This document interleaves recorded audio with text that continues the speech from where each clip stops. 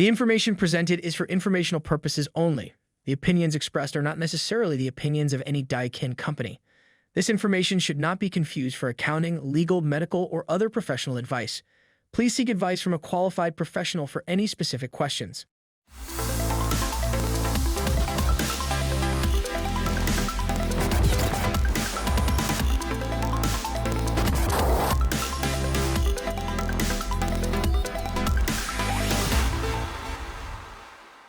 Welcome to the Accelerated HVAC Success Program. My name is Ben Middleton. I'm the National Sales Training Manager for the Goodman, Amana, and Daikin brands. Today, we're joined with Rob McDaniels, the Director of Organizational Development. Rob, thank you so much for joining us. Thanks, Ben. I'm glad to be here. So, Rob, I want to hear, how did you find yourself here at Daikin Comfort Technologies? Yeah, that's a good question. So I've been here a little over 6.5 years. My previous role was as Director of Talent Management, Global Talent Management for an oil and gas company.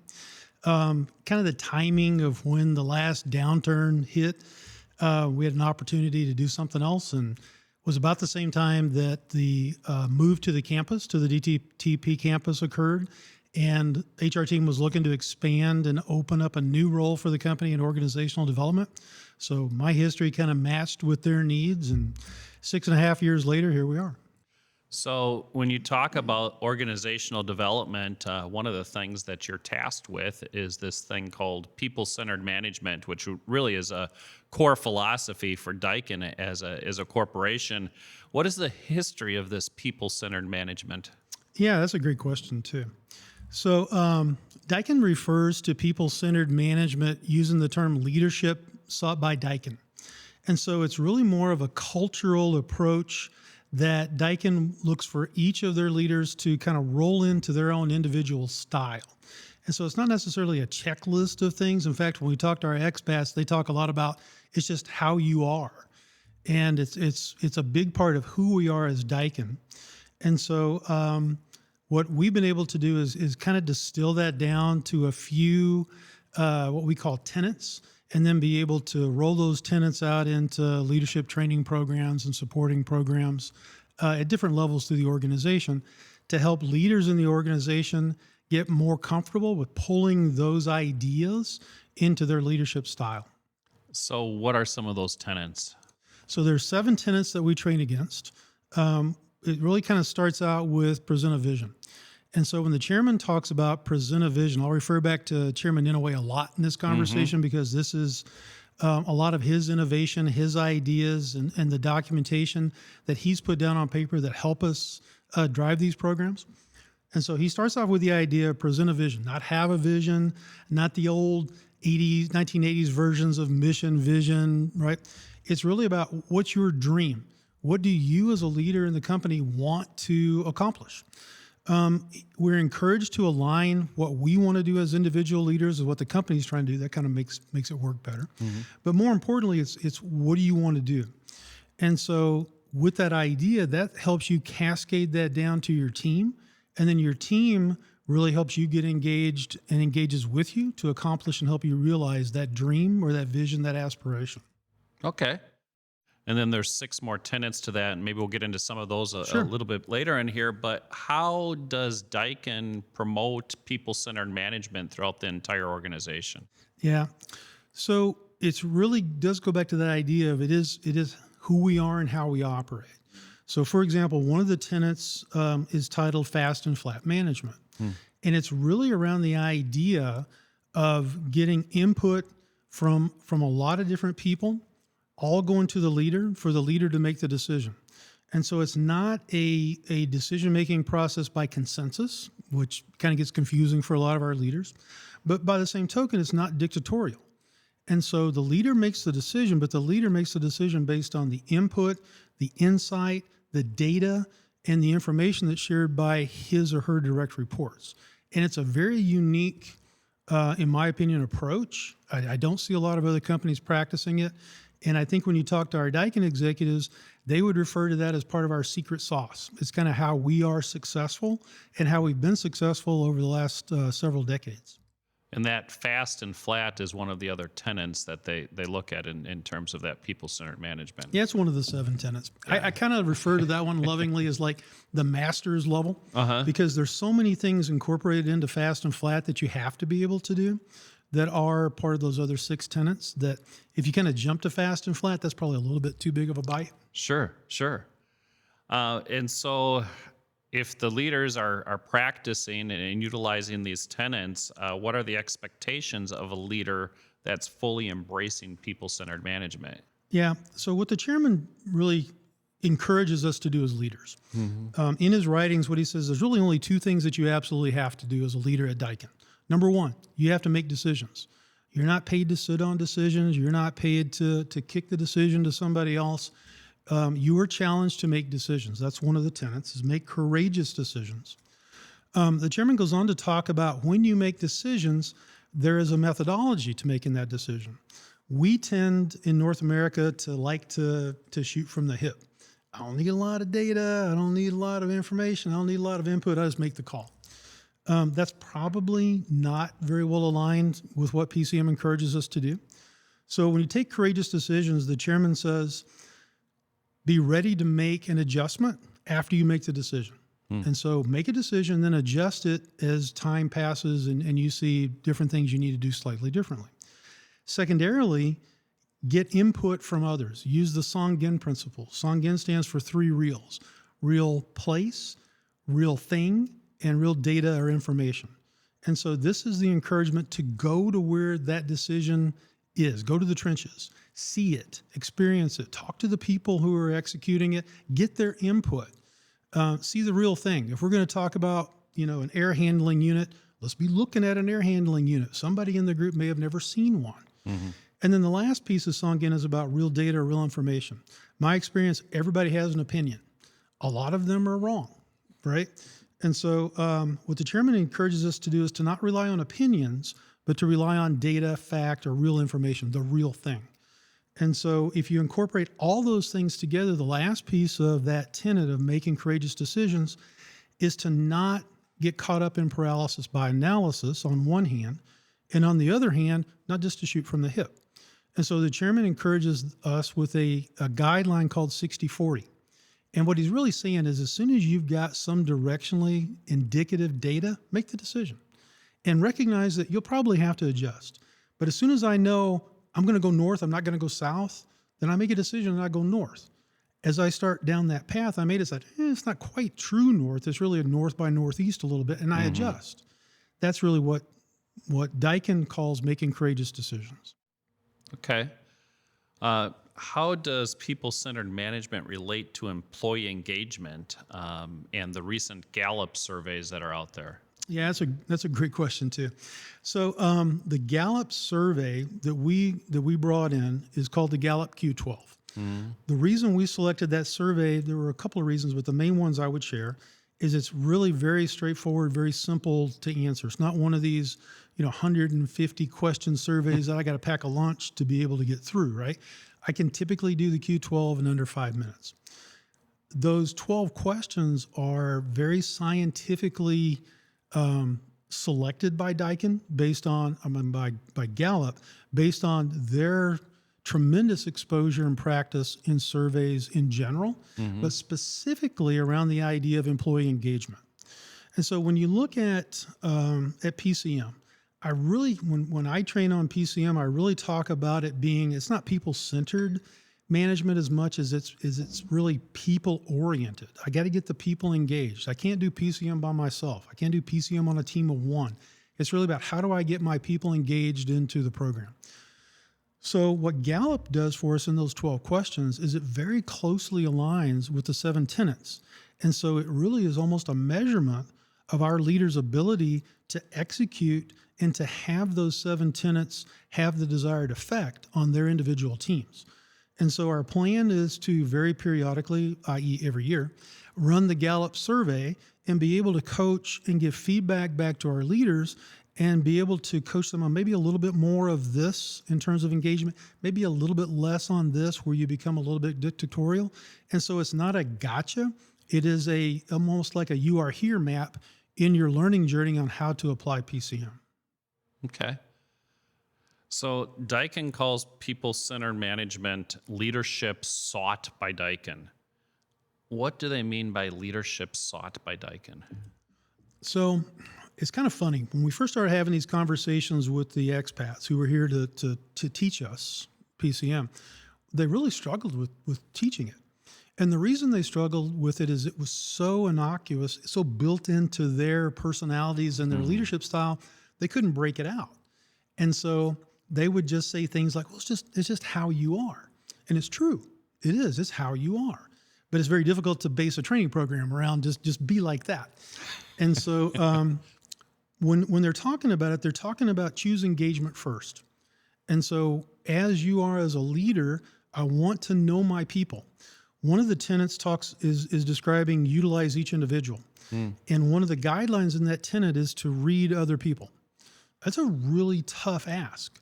And so if you just take that one guideline, what do I have to know to be a good judge of others and to read other people well? Well, for starters, I got to learn what they're about. I got to ask them. And more importantly, when I ask them, I have to actually care. I can't do this as an exercise. Check the box. I asked them, about their family. I have to get to know them. And through that process of getting to know them, then I can really start to help them uncover where their opportunities are for improvement, where their weaknesses are that they should start to strive to work on, those kinds of things. But that's really a pretty good indicator of how you are. And that's really what Daikin's asking of its leaders. So one of the pieces that they talk about in relation to people-centered management is also unlocking the infinite potential of the individual.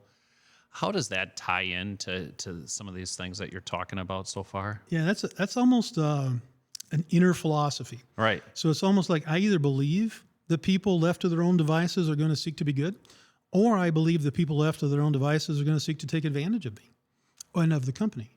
And so it kind of goes back to some of us got exposed in college to McGregor's Theory X, Theory Y, for those geeks in the crowd that want to go back and read up on that. But it's really about I believe people will always do good, or I believe left to their own devices, people will take advantage. We take that a little bit further in PCM so that not only do I believe people really want to contribute and want to be a part of making something bigger than themselves, what I really believe is everybody has the ability to do something amazing. And so my role as a manager is to help my direct reports figure out what that is. And it could be the role that I've selected them for. It may absolutely not be the role that I've selected them for. And so it's not only help them get to be the best they can in the role they're in, but to really help them get to be the best that they can be in what they have to contribute to the organization. So what tools or support do Daikin leaders have and Daikin employees have to really access or in the application of people-centered management? So because so much of it is that I sometimes use the word for shock value. I need to get intimate with my employees, right? The first place I like to have people start, we use a tool that's open to everybody called the Core Strengths assessment. And Core Strengths is similar to other assessments people may have been exposed to, like DISC or Myers-Briggs or Berkman's, real popular here in Houston. It's like that, but it's a little bit different in that all of those assessments tend to base your behaviors on 4 categories, whereas the Core Strengths assessment bases it on 7, so you get a little bit more definitive results. And then secondarily, all of those other assessments only really kind of look at how people behave in one status, meaning things are going pretty well. I feel pretty good about myself. Feel pretty good about you. We're cruising along, and this is how I interact. Core Strengths recognizes we aren't always like that. Sometimes we're in a stressed condition based on conflict. And typically this is where Ben does something that just, ticks me off. And so when I go into conflict, I act in a different way. And so Core Strengths identifies both of those 2 elements, how you are when things are rolling along, how you are in conflict, and gives you significant tools to help identify your own behaviors, but more importantly, for me to be aware of behaviors that universally are applied to one of those 7, what they call motivational value systems. And so if I know or I suspect someone is, I'll use one of their terms, a hub, well, then I can apply certain universal truths to a hub. And that helps me engage and build a relationship with that person. I kind of know where they're coming from and what to expect. So that would be the first thing that I would encourage people, if they don't know, is to use a tool like that to begin to have some insight into that relationship. Okay. And so once you've used that tool, what other learning programs are available around people-centered management and available to leaders to help them? So we really have a cascade of programs around. Once we start with the core strengths piece, we run a program here 3 times a year at the Daikin Texas Technology Park called Daikin Key. Daikin Key is really kind of targeted at people leaders, but it's around 3 focus key areas, which is why we named it Key. The first key area is how do you engage with your people? The second key area is how do you get your people involved in helping solve issues that they experience? And so it's one of those, it's like Kaizen. We talk about Kaizen in our approach, but it's little K Kaizen. It's what do I do that I can do in 2 days, 3 days, no more than a discipline of a week's time, that I can make small incremental improvements, but my people are involved in helping me understand what are we going to work on. And so we're going to work on what's in their way, what's important to them. And it goes back to that idea of involvement, engagement first. Then the third day, or the last of these areas, are on goals. And so Daikin has a very formulatic way of setting goals on a long term. I don't know if you know it or not, but we plan at Daikin in 5-year increments. That's a wonderful refresher to anybody that's worked for any North American publicly traded company on the stock market, which operates in plans in quarterly increments. And so you're cruising along and all of a sudden you do something just incredibly disconnected to the overall plan, but it's necessary to make the quarter. We don't do that. And so at Daikin, we plan in 5-year increments. We have a CEO annual message that refines the focus points for that for this year of that 5-year, and then that cascades down through the organization. So we teach leaders in that how to sit down as a group and walk through all of those processes that are laid out. So that's one program. That's one. The next program I would talk about is we have a program called Coaching Skills for High Performance. This is really the idea of teaching managers how to become coaches for their own people. And it's the idea that all managers wear 2 hats. I wear the hat of a manager and I wear the hat of a coach. And they do different things. A lot of our folks are really good at managing and need a little improvement on the coaching side. So that program is very effective in helping them do that. We always do that through the lens of what does PCM ask you to do with regards to coaching. So when we get into the tenets around taking continuous action, utilizing each individual, develop people, the coaching comes into play in a very forthright way. The next program that's available to folks is called the Daikin Advanced Leadership Program. This is more of a traditional one-on-one executive coaching program that allows someone to sit down in a leadership role and work with a certified executive coach on their own individual barriers to their practice and adoption of PCM. And so we take how they show up in their leadership style and help them identify opportunities for improvement to help them get closer to the PCM ideal. Then we have another program called Daikin DNA.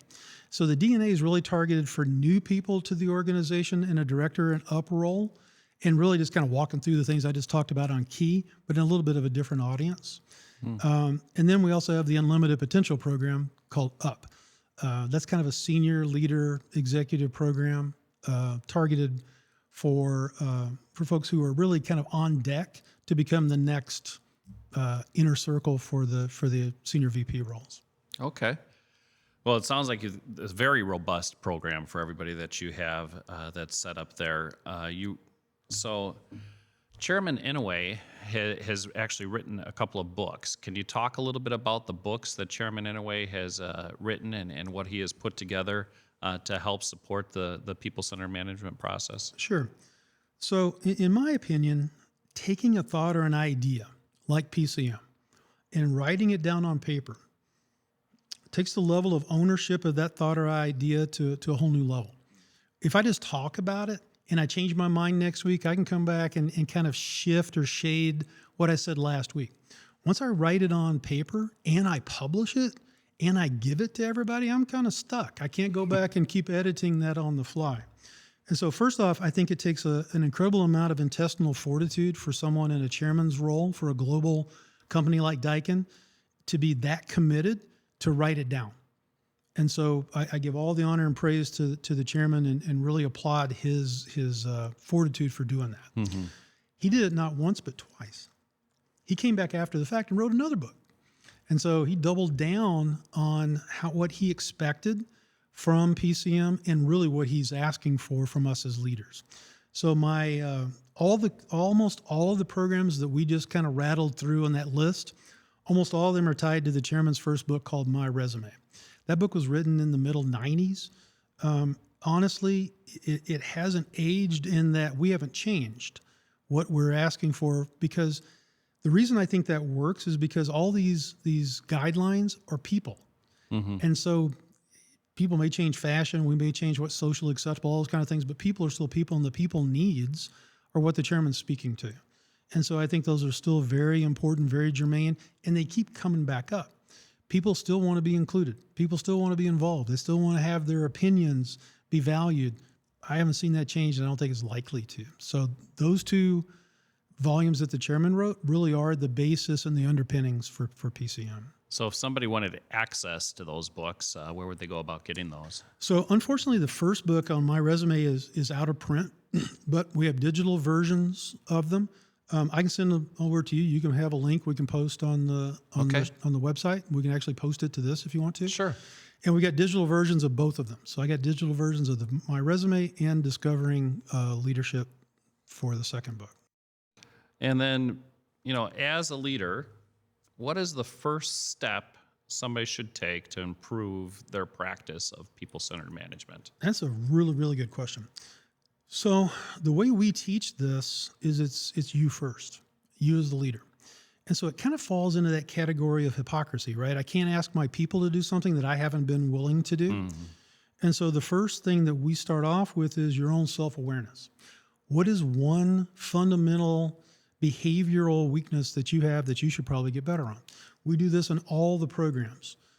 For a lot of people, this has a little bit of a shock value. So they come in first, say, "Hey, welcome to Daikin. What do you have that's really horrible that you need to fix about yourself?" Right? And so it's really funny. We did this just a week or so ago with our recent college grad program in AMP, Accelerated Management Program. And so you get a bunch of very young, brand new to the company. Most of these guys are 21, 22 years old, graduated college a couple of weeks ago. Right. First week on the job, we bring them in and go, "Hey, welcome. What do you do that is really horrible that you need to stop doing?" And so things come up, and they were really great with it. Some of the typical topics are procrastination that tends to run amok in that age group. Sometimes it's just I know it, I just haven't dealt with it. So we really give them tools, techniques, and methodologies to make behavioral change. First part of that is I got to call the ball. What is it that I do? Second part is I have to really recognize what's the impact. And then third, I put together a plan on how to overcome it. And so we walk all the people through all of those programs we just talked about. We start with you. And so as you start to work on you, then that gives you the moxie or the power to go now ask that of your people. Because now you've experienced, you know what that feels like. Now when you sit down with your team members and say, what's the one thing you really ought to be working on to improve? It's kind of like when you interview, right? And the interviewer sits down and goes, what's your biggest weakness? You say stuff like, "Oh, I work too hard." No, Right. No, it's not that. It's really, what is it? And so that sometimes is a gut check. Nobody likes really doing that. And most of us haven't experienced being that close to the mirror to really search for our own truth. A lot of PCM is just about being open, vulnerable, and really talking about our own truth.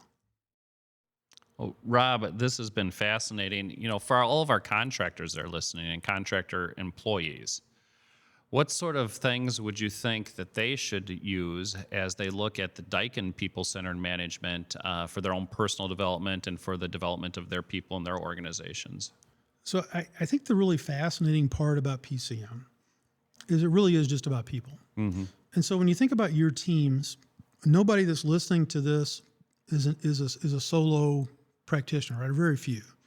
Everybody that's listening to this wants a team of people to help them be successful. The closer you get to know those people and the closer you can get to the idea, one of the things I'll share a lot from a guiding principle is nobody cares how much you know until they know how much you care. Mm-hmm.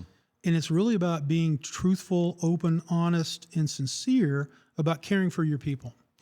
I'm actually reading a book right now about Napoleon, which I think is fascinating. Napoleon was a genius in a whole bunch of ways.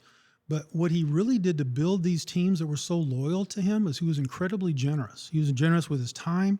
He was generous with the spoils of war, so to speak. And so the people that surrounded Napoleon were all in on Napoleon. And so the challenge I would put to your contractor teams is, are your teams all in on you? Do they know you care about them? Are you sharing the spoils of your efforts? And are you making sure that they know that they're your guy or gal, as the case may be? Thank you so much, Rob. I really appreciate you being on this show with us, and we hope to have you in a future episodes that we have. Awesome. I appreciate it. Thanks, Ben. Thank you.